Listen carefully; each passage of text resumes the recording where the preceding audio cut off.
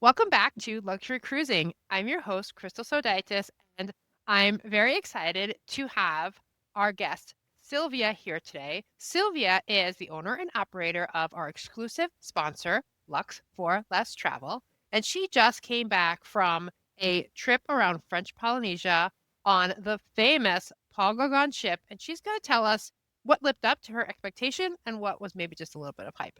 Sylvia, please tell the audience anything you want them to know about you. Hi, I'm Sylvia, and I own Lux for Less, and I'm a luxury traveler. I've traveled all over the world, and cruising is my jam. This was 40 something. I've kind of lost track cruise.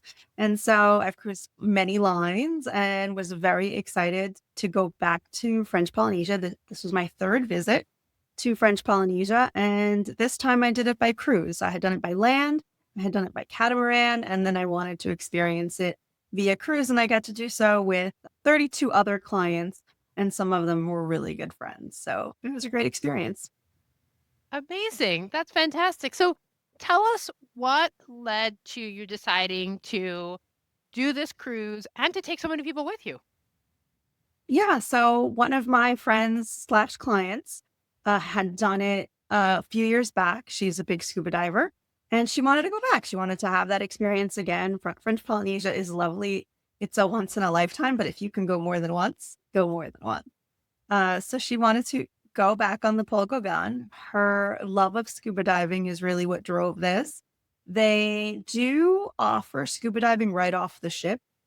However, I will say that those excursions are limited. They're not at every port. So I believe they were only at two of the ports. We were on an 11-night cruise.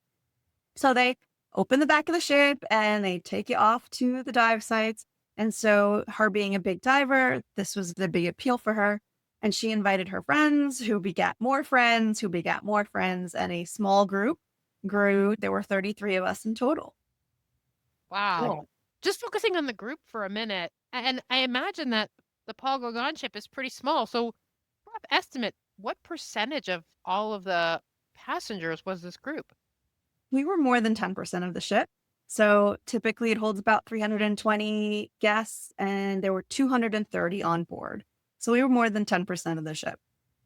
Wow, fun. That Yeah. sounds amazing. How do you get to French Polynesia? And were there any luxurious aspects of trip there? I say that knowing because I have followed this trip on Facebook, and if anybody isn't following Lux for Less Travel on Facebook, they should because they get to see all the amazing above the water and under the water pictures. So please tell the audience about your pre-cruise trip and stay. Yeah. So most of the guests were from the East Coast. There were some from the West Coast. So most of us flew to LA, and then from LA, we flew to Papeete, Tahiti. And then from there, you can either catch the ship, which we did a few days later. I went early. I wanted to relax a little bit since this was a larger group. And so wanted to have a little bit of a pre vacation. So I used points and I flew business on United Polaris, which is my favorite. So flew to LA, and from LA flew to Tahiti, which was about 8 hours from LA. Yeah, that's nice. And that's quite a trip, but going Polaris business class, that definitely ups the luxury for that segment of the trip. And where did you stay when you got there? So the first night I stayed at the Intercontinental on Tahiti. And basically, because I had landed so late, we had landed about 10 o'clock. And so you really can't go to your next destination at that point. So you just need a hotel to crash. So I am a platinum guest with them. So I got upgraded to an overwater bungalow. I got there in the dark, so I didn't see very much when I got there. But when I woke up, it was lovely to be in an overwater bungalow. I had stayed in that hotel twice before in just a regular room. The view is beautiful. The grounds are beautiful. The pool is lovely. There's more than one pool, and you have a lovely view of Moorea because Moorea is right there. So definitely get the rooms with the view of Moorea. Wow. Does anything special come with the overwater bungalow? Nope, just the view. Then the next morning, I flew to Bora Bora, so short 45-minute prop plane. And there I stayed at the St. Regis I used points and I stayed in an overwater bungalow with a mountain view, which means you're looking at Mount Otimano. You can have a lagoon view. They have rooms that are a little bit more affordable that are beach villas, so they're not overwater. And then they have some garden villas. If you're going all the way over there, splurge. Get the overwater bungalow.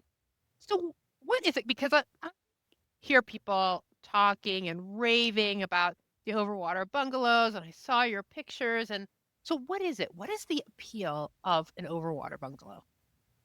In this hotel room that is on stilts and it's above water, and the lagoon is completely still.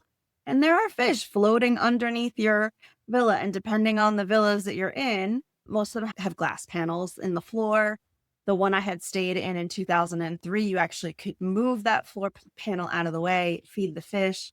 Sharks are swimming underneath your villa, stingrays are and then you can jump off and you can swim under the villa. So it's quite a unique experience. The Hilton in Moorea, their overwater bungalows, is kind of built where there's reef. So you can actually just go snorkeling underneath your villa, which they have really good snorkeling right there at the resort. So, really, depending on where you stay and you love water, you can just listen to the water as you're sleeping, as you're bathing. Some of the villas have glass in the bathtub. I had that in 2003 in the resort that I stayed in. So you're taking a bubble bath and looking over, and there are fish right under you. So it's quite an experience that you really can't get in most of the world. There are overwater bungalows in the Caribbean and Mexico now, but the original ones were Bora.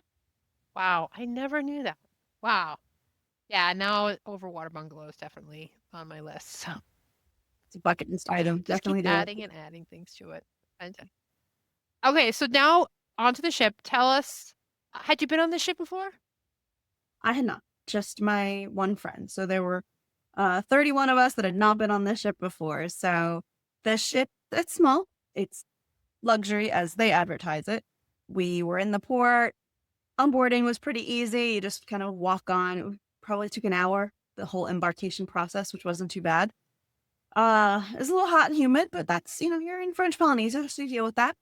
Once you get on board, your room is ready. So they start boarding at 3 p.m. So it's not like we're used to in the Caribbean where the ships board earlier. But when you're on board, your room is ready. So you're taken straight to your room. Somebody walks you to your room. So it feels very nice. You're escorted to your room.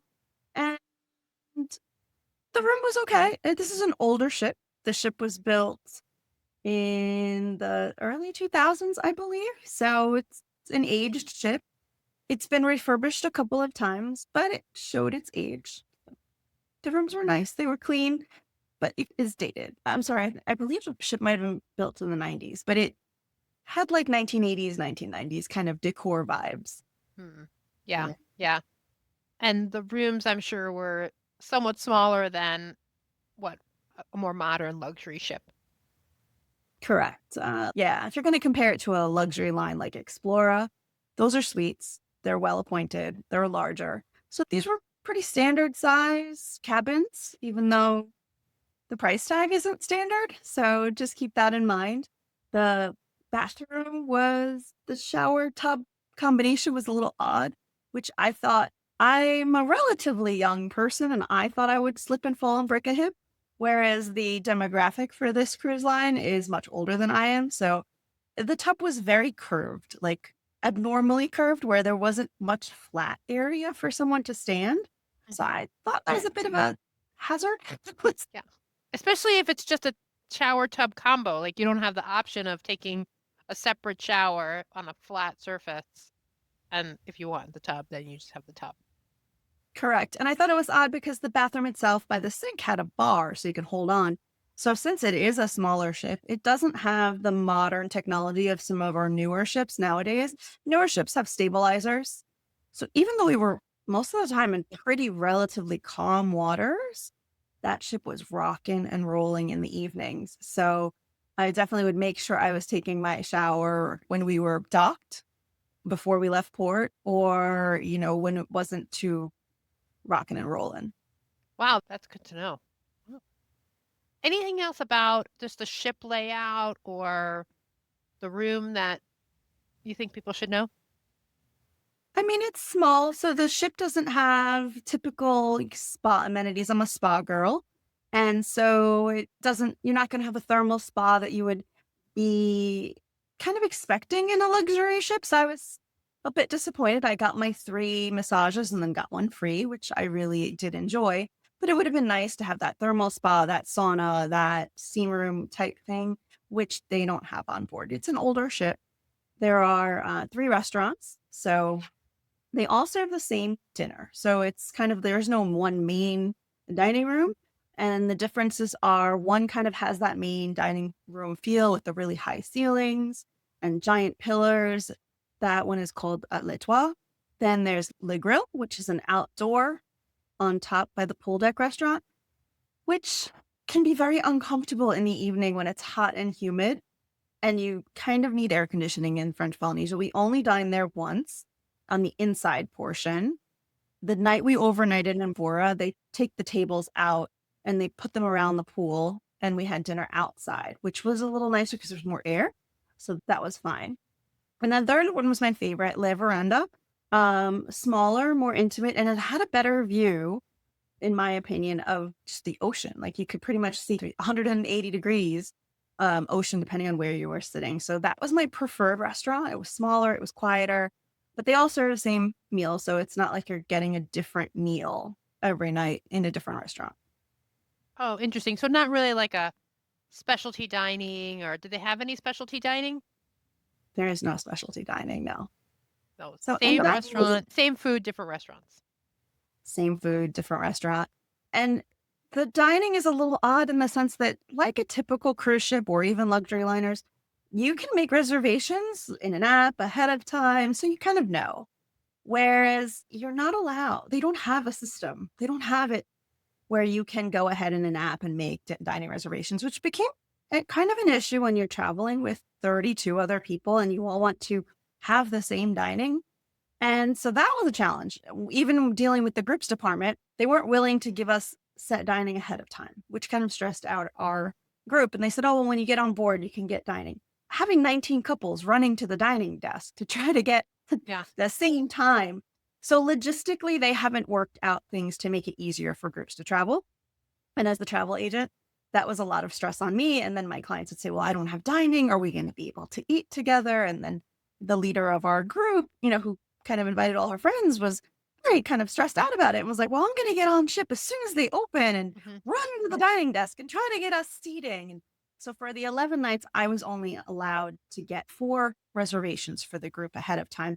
And that was with escalating and escalating and escalating to the CEO. So in terms of customer service pre-cruise, I'd give them an F. So they were very challenging to Yeah. work with. And I work with a lot of groups and I'm able to get perks and discounts and they'll bend over backwards to help a group that large typically. The only thing I was able to procure for our group was 30% off retail, which was a good deal. They were able to get $250 per cabin of onboard credit, which all of my guests really appreciated. Most of them used it for excursions.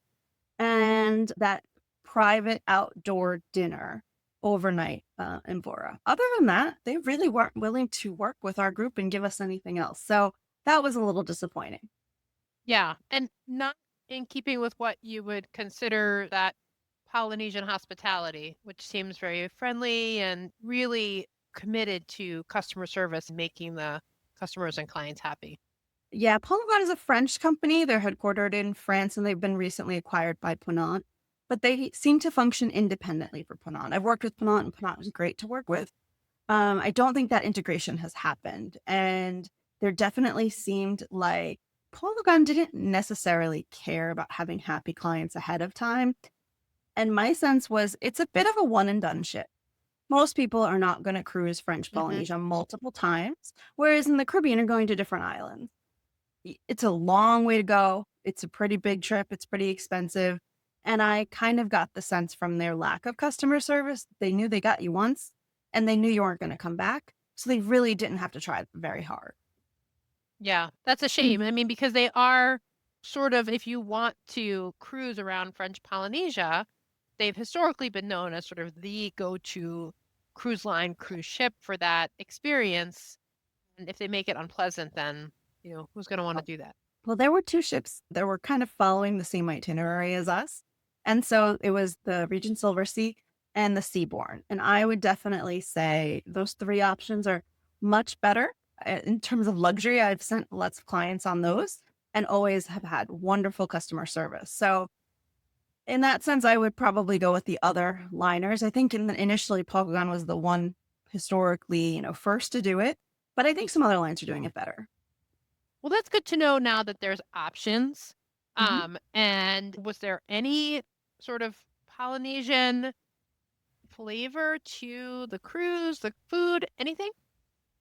Yeah, once you're on board, the hospitality of the crew is wonderful. They have Paul Gauguins and Paul Gauguins, like male and female, I guess, kind of Polynesian hostesses, and they have sessions and shows about the culture. So they have that educational aspect. Some of the food was endemic to Polynesia, which was great to try different things. But I wouldn't say that it was, as much as I thought it would be. I thought we would have more Polynesian-ness, and we didn't. The lack of activities was a little disappointing as well, because it is a bit of an older demographic that typically cruises on this. Like a sea day was pretty boring. They would only have about 4 events the whole day, where I'm typically used to most cruise lines.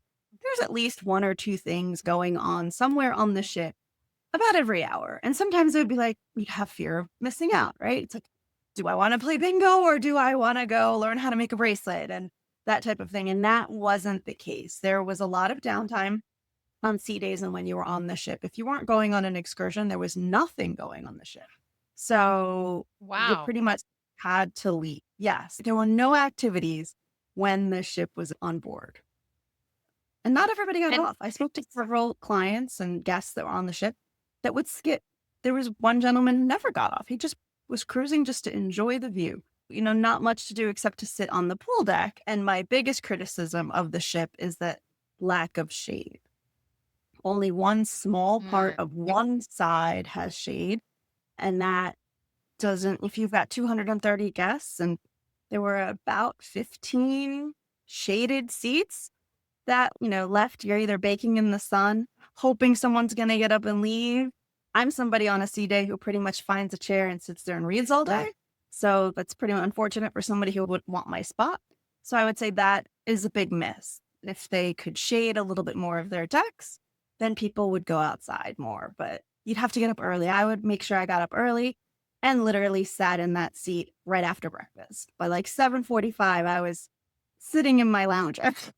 wow. That is really a shame. It almost sounds like they built the ship maybe in the early 2000s, maybe in 1990, around sort of that way of cruising. But cruising has evolved a lot in the last, 25, 30 years. And the ship, maybe it's had some dry docks, maybe it's had some renovations, but the general sort of philosophy around cruising hasn't changed on that ship very much at all.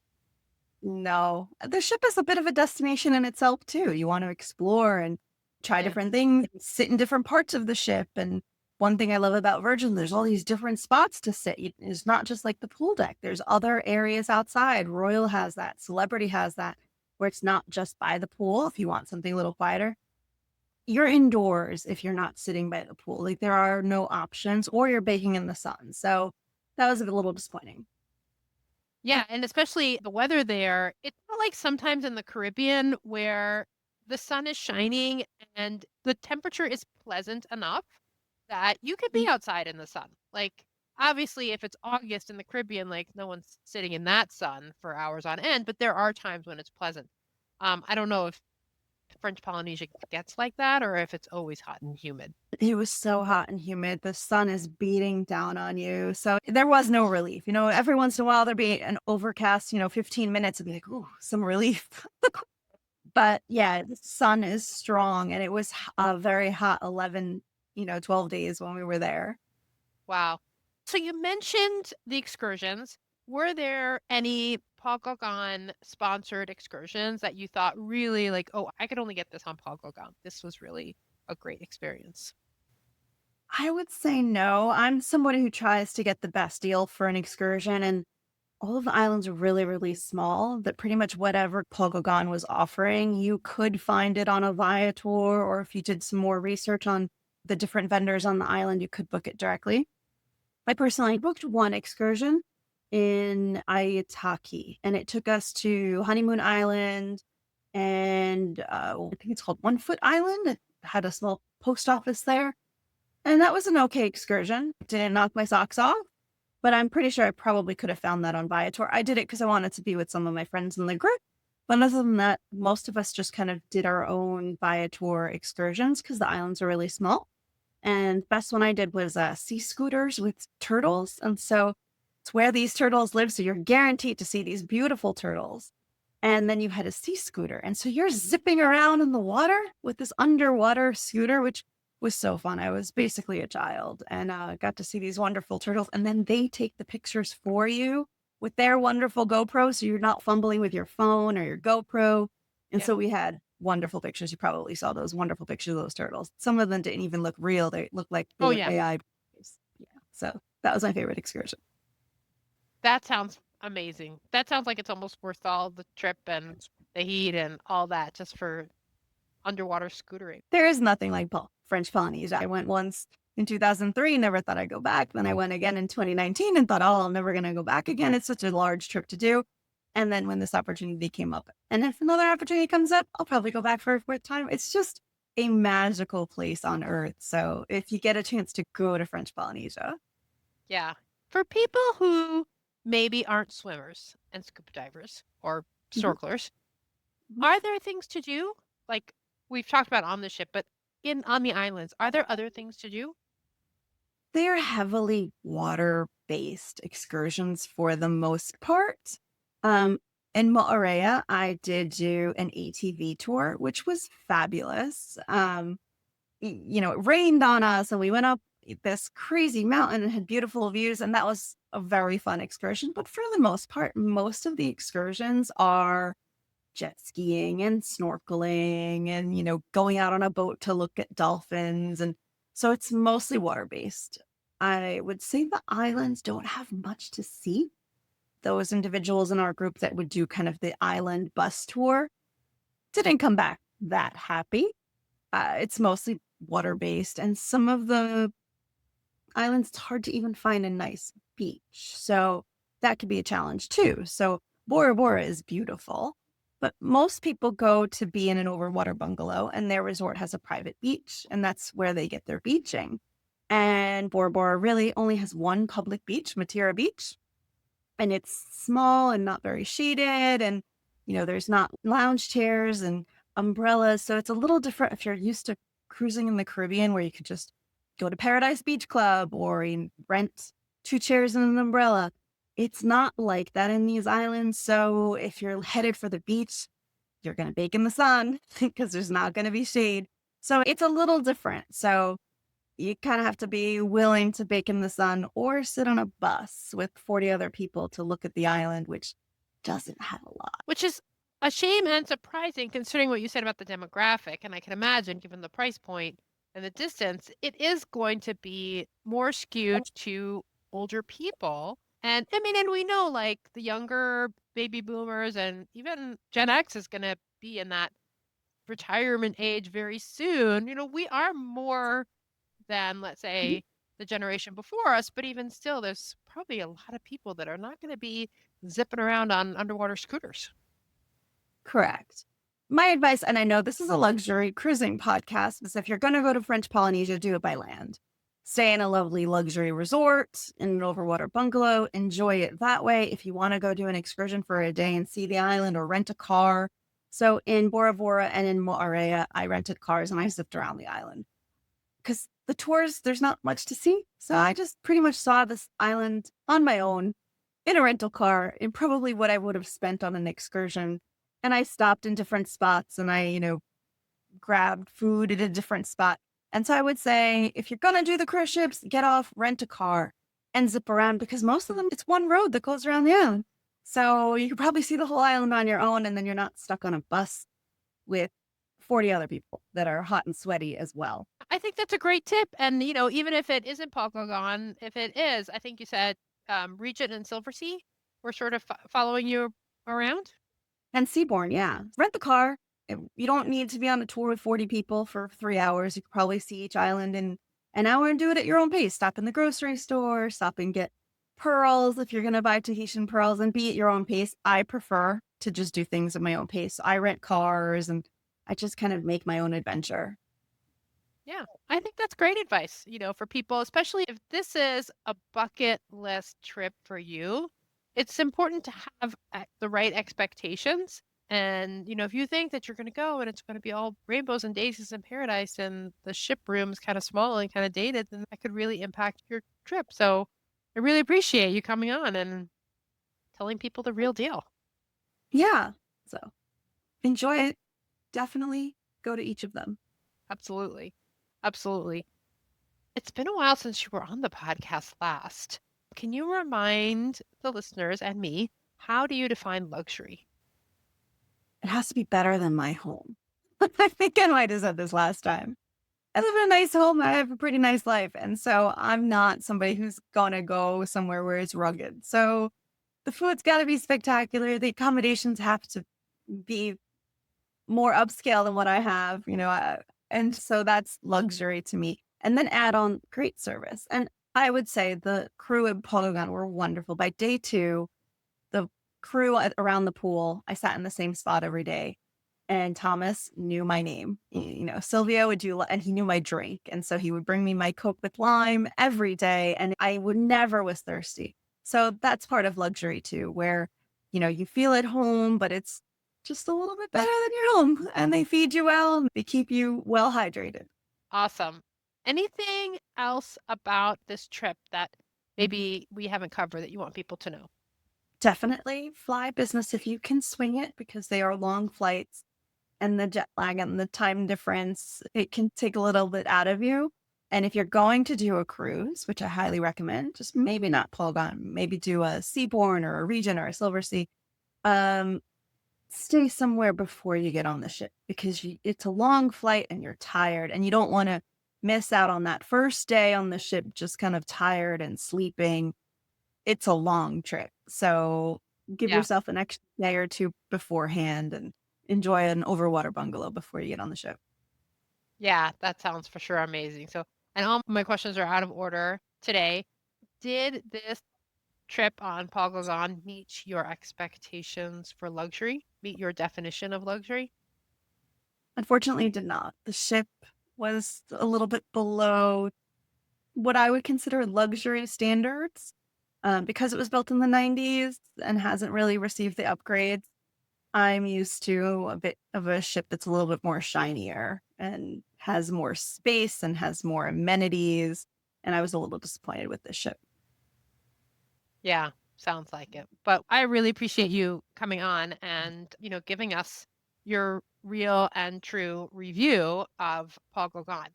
What is next on your travel itinerary, luxury or otherwise, cruise or otherwise? I'm sure you have some cruises planned, so tell us. My kids have separate spring breaks, so 2 trips for me. So Atlantis for my daughter, Oh, Icon. Oh, I know, it's rough life. Icon of the Seas for my son, so he's very excited to be going on the largest ship in the world. So, and then we'll cruise to Alaska on Princess in the summer, and then Kenya. I'm taking 12 clients to Kenya in September, and then gonna end up the year with going on Star of the Sea for Christmas. And there's a Virgin cruise in there somewhere, I think Memorial Day. So yeah, I'm gonna be so busy. somewhere in there, there's a Virgin cruise. That's awesome. Oh, the trip to Kenya, is that open to anyone or is that a closed group? That one is closed. If I have enough interest, I will do another one. So some actual clients that went on the plug will gone will be going. Two of the couples will be going with me to Kenya. So I went to Botswana last year and fell in love with Africa again. I thought it was going to be a one and done. I'll do a safari and I'll be checking off that off my bucket list. And I fell in love with Africa, and now I want to go back to every country. Yeah. And we won't hear about the Botswana trip on this podcast, but hopefully, and I'm sure there will be another luxury cruise in your future that you can come back on and talk to us about. Since you are the sponsor of the podcast and you are a fantastic travel advisor, we actually have a listener question that I thought you might be able to help with, if that's okay. Absolutely. So the question comes from Wendy, and Wendy is concerned because she feels like she might feel out of place on a luxury cruise. It's like, I'm not sure, this seems stuffy. What advice would you give to Wendy about feeling out of place on a luxury cruise? It really depends on the cruise line. So Paul Gauguin, they told the gentlemen that they had to wear blazers, and all of the gentlemen brought blazers, and they were not required to wear them. So it really depends on the cruise. I had brought a little bit more fancier regalia, and I didn't use it because it wasn't the vibe, even though that's how it's advertised. So some ships may advertise that, but you probably can get away with what you're comfortable with. There are probably some cruise lines that have dress codes. Typically, Norwegian Cruise Line has a dress code and they enforce it a little bit more than other cruise lines. Holland America is very strict. They will send you back to your cabin if you are not dressed to their standards. So it really depends on the cruise line. And so you can definitely cruise luxury and still be comfortable in your own skin. Don't feel like you have to be wearing a ball gown every night. It really depends on the cruise line. So speak to a travel advisor and they'll know which ones will fit what you're looking for versus going in and then having to eat in your room service because Holland America sent you back every night because you didn't bring the rights. Yeah, yeah. And that just brings one more question that I have. And I know that you have cruised with Virgin a lot, Mhm. and you have had clients that have sailed in Rockstar Suites. And the Rockstar Suites, they have access to Richard's rooftop, but is there a restaurant? Do the Rockstar and Mega Rockstar Suites have their own restaurant? No, it's a kind of a flaw, I think, of Virgin Voyages that they don't give their rock stars a specialty restaurant. There is no main dining room in Virgin. So all of the Yep. restaurants are specialty and they all have a different theme. And so everyone has access to them equally. The only difference is that the rock stars can make their dining reservations 120 days before the sailing versus the rest of the folks, those open up at 60 days prior to sailing. That's the only advantage in terms of dining that they have. But yeah, it would be great to have the rock stars got their own Richard's restaurant. Yeah, I just curious because we were talking about dining and, Virgin just put out in response to Norwegian trying to tighten up their dress code to their main dining room. Virgin sent out this very cheeky Virgin-esque Yes. letter about how you can wear your flip-flops, we don't care. And so I was curious if there is a Rockstar Suite restaurant, if that sort of philosophy extended, but it doesn't apply. So, oh well. It does not. No, no. And I would say people are comfortable in Virgin wearing shorts and a t-shirt to dinner or getting a little dressed up. I think even Scarlet Night, most of the ship, I'd say about 90% of the ship is wearing red. And there'll be folks that are just not going to wear red. And that's okay. No one's looking at them. No one's judging them. And that vibe on that ship, it's a much more relaxed vibe. So again, best to speak to your travel advisor to find out what vibe you have and what's a good fit for you. Yes, awesome. Well, thank you again, Sylvia. Now, if anybody wants to reach out to you, we are going to have all of your contact information in the show notes, but just in case people are driving and they have a really good memory, please tell them what's the best way to get in touch with you. Sure. My email is luxforlesstravel@yahoo.com. And that Lux has an E in it. And the four is like for you, not the number four. So luxforlesstravel@yahoo.com. Check the show notes. Happy to help you, whether it's luxury cruising or something else. Happy to assist. Awesome. Great having you again. And to all listeners, thanks for being here. And until next time, I wish you safe and luxurious cruising.